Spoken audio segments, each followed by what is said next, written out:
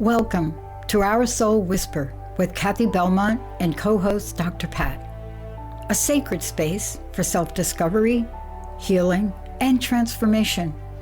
At the heart of Our Soul Whisper is the sacred truth. When we pause and listen inward, the soul always speaks.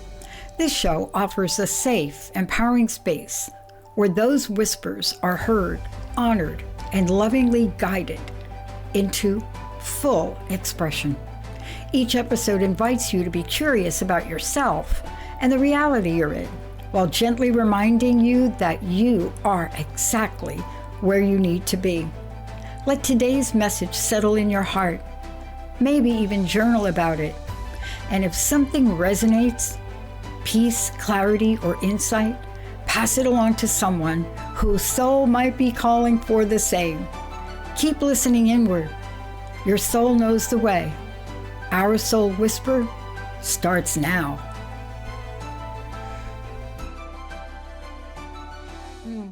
Hey everyone, I'm Dr. Pat, and I am opening the show up, as I love and have the honor to do, for the most incredible Cathi Belmont. Today's episode of Our Soul Whisper, holistic coaching, and by the way, let me just tell you, this is a word that explains what Cathy's gift is in the world. Holistic coaching and integration with Cathi Belmont. This is about self-discovery, empowerment, and inspired action. And today, the topic or the title of this episode, you may be thinking, like, how's this going to work out with that show title? The Sacred Crash When Fantasy Falls Apart. Cathi, the only question I have to get this rolling is, what the heck made you think of this one? Well, I wanted to get to, well, thanks for that beautiful opener. And I wanted to get to just the realness of how it can be when we have these illusions that we create for ourselves to avoid pain at times. And then when we realize when that illusion bursts, and it can feel like a crash. And I just wanted to bring that realness in. And then of course the sacred is the sacredness of it. So it's kind of bringing the two together, which, as we talk about more into the episode, we're going to see how we can bring, two opposing things that, one we like and don't like, and how they can really come together. And it's, when that fantasy falls apart or falls away.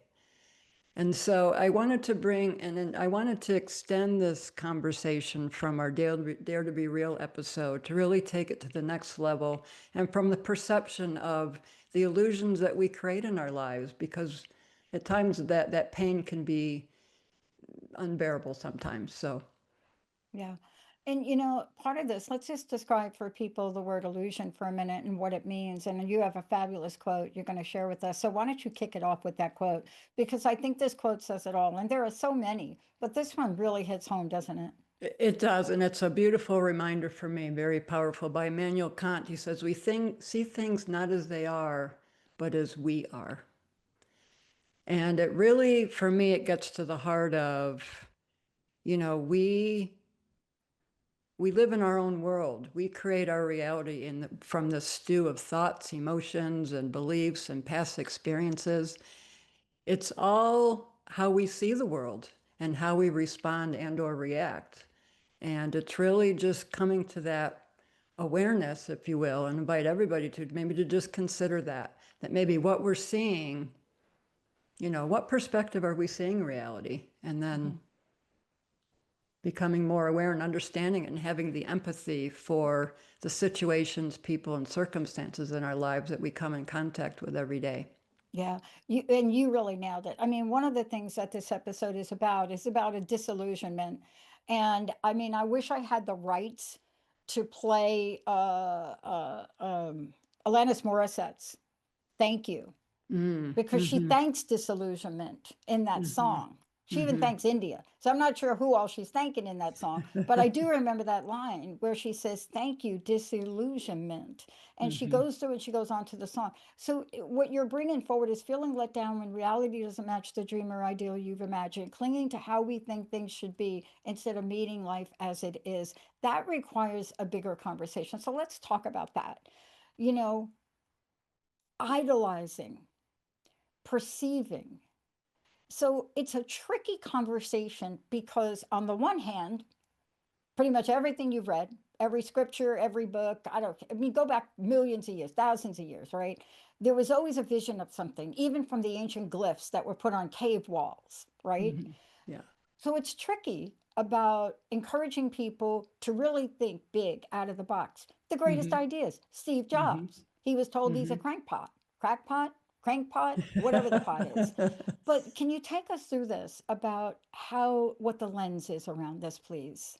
Yeah. Yeah. And I'll start off by just saying it's really, where are we coming from? Are we coming from fear, or are we coming from that inspiration? And I know we've had past conversations about this. Where are our actions coming from?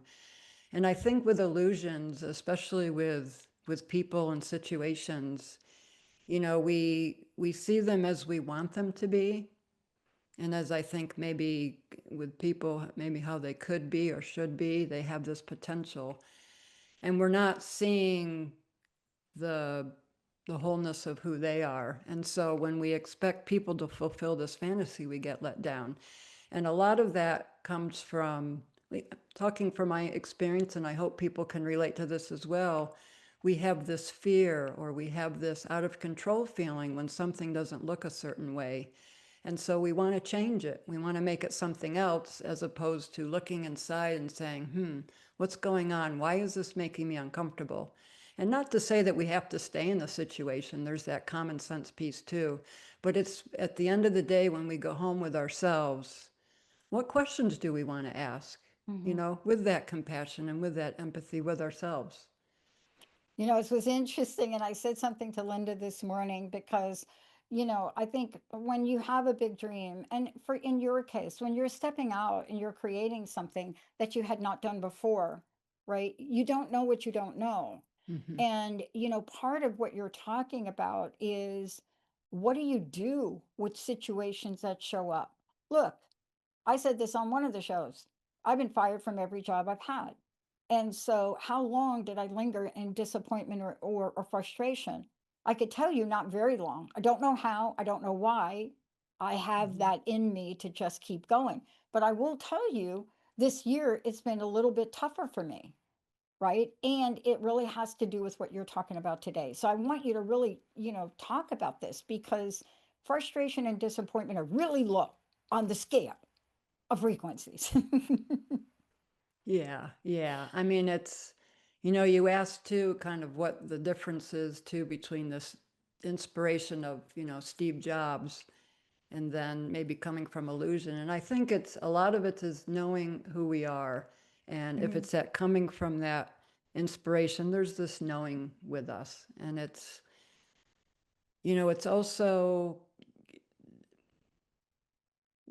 noticing noticing situations and understanding kind of what you're seeing. And a lot of that is coming from yourself.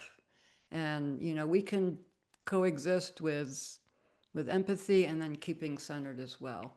But Mm, it's really coming from that place of, where is this coming from, and mm, questioning ourselves about that. And the title was really, I wanted to get at the reality of the rawness of this sometimes, because it can be, that burst of illusionment when we get into that sacred crash part. There's a powerful awakening I had, and it was a bittersweet of rawness. And mm.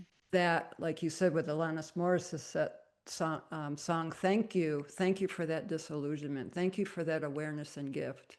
And when that goes from the head to here, I find, and I'm sure many others Yeah. find, it stays here forever. Yeah. And Let's so it's talk that. about something that's part of the whole cycle of this, detachment and overengagement, Yeah. because all of that stems from pretty much the rest of what we're talking about. I also want to say that, part of the conversation that we're going to continue to have is about empathy. And, sometimes when somebody's screaming at you, or something's happening, or, you got a debt collector or somebody on the phone, or a boss that doesn't understand what you're trying to do, you can pick it, or a child. It doesn't matter what the situation is. you Hmm. know, the hardest thing to do is to stop your own reaction and emotion and put on somebody else's shoes. But let's talk about that from where you sit. Detachment and overengagement. You know why I love this? I'll admit this, for my first in my 40 years of my life, right? My first, I'd say from age 10 to 40, I was detachment. I was all of those things. I Mhm. was numbing. So now you're going to tell me why. Big question, Dr. Pat, and I'll do my best to touch the surface of it. But anyway, there's a lot of phrases out there, and I actually found myself saying some of them too. Somebody else's energy, not mine. I'm not going to be part of that drama. Mm, And I think a lot of that times it comes from this core of I don't want to be touched or pained by someone else's emotions, and I don't want to get lost in mine in that process of whatever situation you're in. And so I think we can gloss it and make it look pretty by saying maybe we're spiritually advanced or we're above that or um, some other reasoning. But it gets again down to that question, what is that about? And, a lot of it, I think, is I can relate to the detachment growing up myself. It was a survival piece. Too hard to handle those emotions. And it wasn't always a safe place to do that. And so as we learn and as we really become activists in our own life, our own wanting that, life gives us those opportunities to see that. And it's that willingness to go there. And it can be, some days it can be in easier questions, other times, not so much. But I think as we learn, if we can begin to shift our perspective into seeing what is this trying to teach me as opposed to why is this happening to me? And understanding, and hopefully, you know, um, many of us more are seeing that life is really giving us that stream of gifts. And if we can see it from that perspective, it makes this whole process, it makes it palatable at times. It makes it easier. yeah. And also, can we just talk about the next part of this, which I think is the reason why we are talking about this, Cathi? It makes us, it gives us a key. So, there's this idea that there's when one door shuts, another one opens. You've heard that thing, right? I don't know if I'm saying it Certain. right. When one Yep. door shuts, another one opens. And by the way, both can be operating at the same time. See, that's the trick of what we're talking about today. You could have two things operating at the same time. You could have a door shutting and at the same time another one opening in parallel. What's the trick?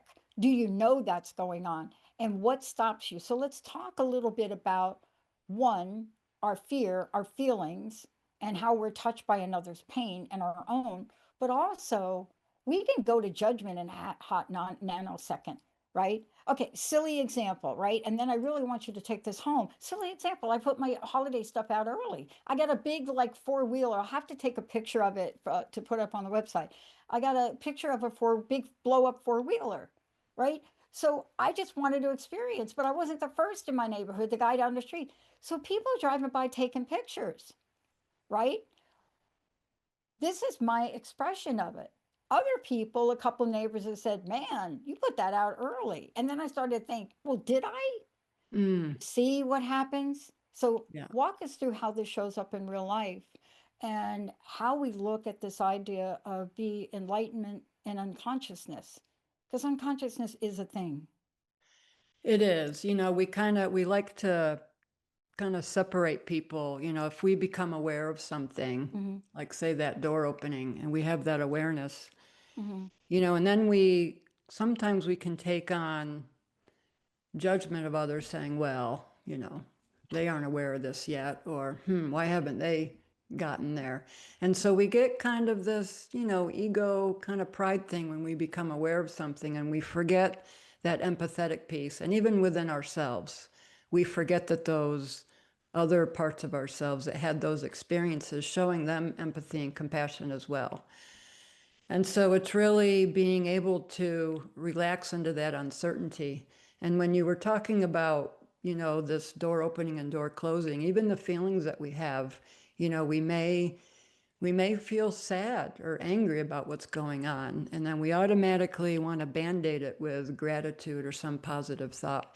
And it's really bringing those together. And that's a lot of what I do in my work, is having dialogues with those pieces of ourselves, giving them that voice, and how can they work together? How can they learn from each other? And how can they integrate and be whole? It's not one or the other. I think we like to judge our feelings. We like to put the fear and the anger, whatever, Yeah. the uncomfortable stuff, Yeah. and we take for granted the others. And I think it's really being able to step back and experience them Yeah. as they Well, are. well, I mean, I want to jump to the sacred crash because Okay. we've really set this up to talk about the situation, the context. But Yeah. now here it comes, Yeah. the sacred crash. Yeah. So tell us about this level of dismantling and what can we do about it?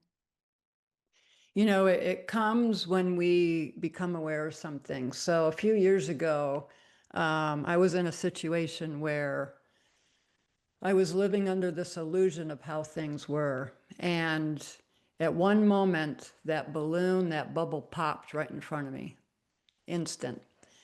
And I was like, wow. And in my 58 years on this earth, wow, that's when it hit, or Wow. a little bit Mm-hmm. soon before. So, Mm-hmm. you know, and I can jump all around here. There's really nowhere to get to. There's no end of this race, at least in my beliefs. So, you know, it can be a bittersweet experience, because the sweetness is going back to that lovely song, Thank You. What a gift for me to be able to see what's in front of me, seeing it as it is, not as I wanted it to be out of protection and all those other things and uncomfort. The bitter part was it was very painful, and it was very deep, and it was very raw. Yeah. And so it's giving, allowing ourselves to be how we can be in those moments the best we can be. And, you know, it wasn't until just a few weeks ago that I realized from this experience, I was still barricading myself. I was going from black to white, as I normally do sometimes, trying to dealing with things. We go to the extremes, and it's coming to the middle, seeing the love and the empathy and the compassion that I can have for that circumstance and the people, and being able to, through my own wounds and integration, be able to see in others theirs as well. And so it's a process, and I have to remind myself every day, what's the rush? Yeah. We have Yeah. infinity, Yeah. you know. So, What's the and rush? it's, I'll and tell you you know, what the rush is for me. Let me comment on that because this I love what you said about that, because what the rush really is, what John J. Murphy talks about the difference between flow and resistance. So what you've let go of, hello, you've let go of resistance. Mhm, You're meeting it where it is. What a for gift sure. to share that today, Cathi. Yeah, it's releasing that energy, and Mm, we can all feel it. You know, it's that there's, you know, this, we can bring the illusion, or maybe the ideal is idealing something with this awareness. We're idealing, you know, we can feel kind of hopeful. We have hope there. mm-hmm. And Yeah. then there's awareness where it's really honest and awake. And Mm, so it's really making space for both. yeah. Because I think if we dishonor one, you know, we're dishonoring a part of ourselves that's just moving Mm, through this. yeah. And it's, you know, we know when that energy is stuck, when we're resisting, and we can color it, you know, to help us get by for a while. It's going to come back, though. It's going to Yeah. say, life's going to say, we love you too much to not look at this, Yeah. No kidding. Well, whether I it looks mean, like that or not. well, let's talk about this is the disillusionment with the path. Let's talk Yeah. about the path because I made a comment to Linda today about, I mean, there's so much going on right now in my life, really at all different levels, but I'm okay. I'm okay. And so I said to Linda, really weird. I said, is there any place in scriptures, Bible, other spiritual practice where you don't have to become a martyr before you become a hero? Hmm. And so that's very telling, that statement. But it's about this here, disillusionment with the path. See, you thought your awakenment, you thought this what you're doing it, you thought. But if we don't face this, we will never be free. No, no. And I think if we can let go of I should have been there. And this martyr thing, I I actually think about that, and I know I'm going kind of off, but I'm thinking, well, what part of us made that decision that it has to be hard? And I guess maybe, things happen, but it may be going back to how we're perceiving this, you yeah. know. And so, there's this shame of, gosh, I should have seen this before. I should have been there. And then it's, thinking that it has to be some extraordinary event when we can really see these moments through our lives that can really be those teaching moments. But it's, that resistance we feel, we can color it, but we know if we're really truthful with ourselves, if we dare to be real, connecting it with Yeah. this, Yeah. we know, and just giving ourselves that time. Yeah. And, it can be messy. This process Of can be messy. course. Okay, do you know any process of change transformation where we got to let go of something to open the door for something new that isn't a little bit crusty? So I want to talk Yeah. about this next part, that you just opened up the door now. The door's open. So Yeah. what does it take to walk through? In your words, embodiment. That's what it Yeah. takes to walk through, doesn't it? Yeah. It's just, I guess, just understanding it, accepting it, that, Mm, yeah, this is part of, it's kind of like, you redo a room in your house, if you want to totally redo it, you're going to gut it. And so there's a lot of mess in that. There's a lot of sawdust and things and all over the place, a lot of reorganization and disruption in your life. You got to go down there in the basement to use the restroom. So it's all these different things. And then all of a sudden the floor goes in or the tile and, things start coming together. So it's realizing that the stuff can be, it can feel like it's falling apart. And it's not. We yeah, can look at it as it's creating space for something new. yeah. We have a new painting we can paint. But Mm, it's really, I think, going to that perception and realizing that it's things aren't a race. That's my biggest lesson here. I think I got to get things done next week, or yeah. last week. I'm totally And with you on that. and so it's embracing that it's a Mm, remembering, and that I think helps us slow down. And just to embrace too that life gives us those times in our life where we think nothing is happening. mm. And I like to look at it as a respite, a rest period. We can go through these big emotions, give ourselves that time to rest a little bit. I know in the work you do, that part of what you do with people is you help them understand how to honor our unique rhythm and timing and realizing growth is not a race, but remembering. And you've said it over and over again. But honestly, without coaches, I wouldn't be able to do that on a regular basis. It just wouldn't happen.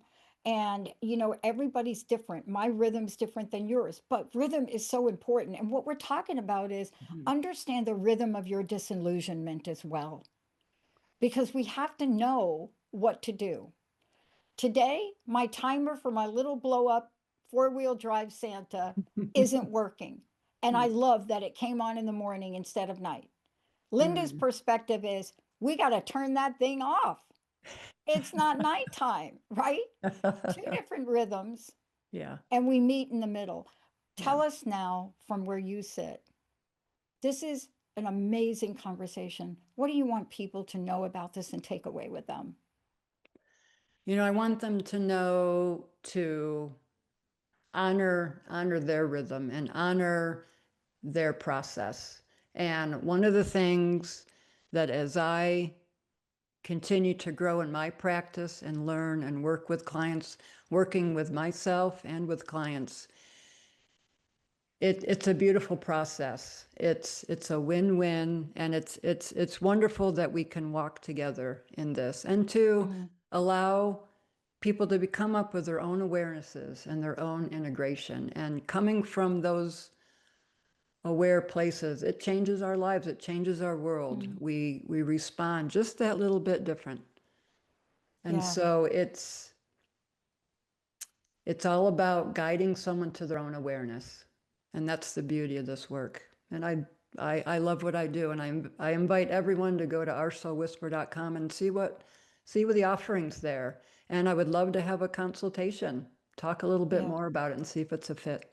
I want to tell everybody out there, I've worked with Cathi now for several months, and I will tell you, this is a real acknowledgement of her work, because this is the kind of work you don't get.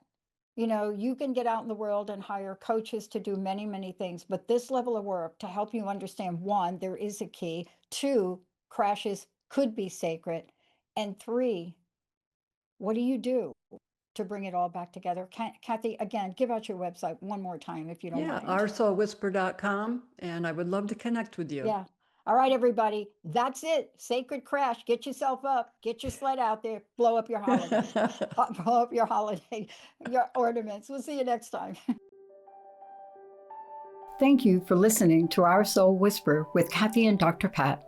Tune in every first and third Wednesday at 11 a.m. Pacific on TransformationTalkRadio.com and subscribe so you never miss an episode. Take a moment now to breathe in and reflect on today's message.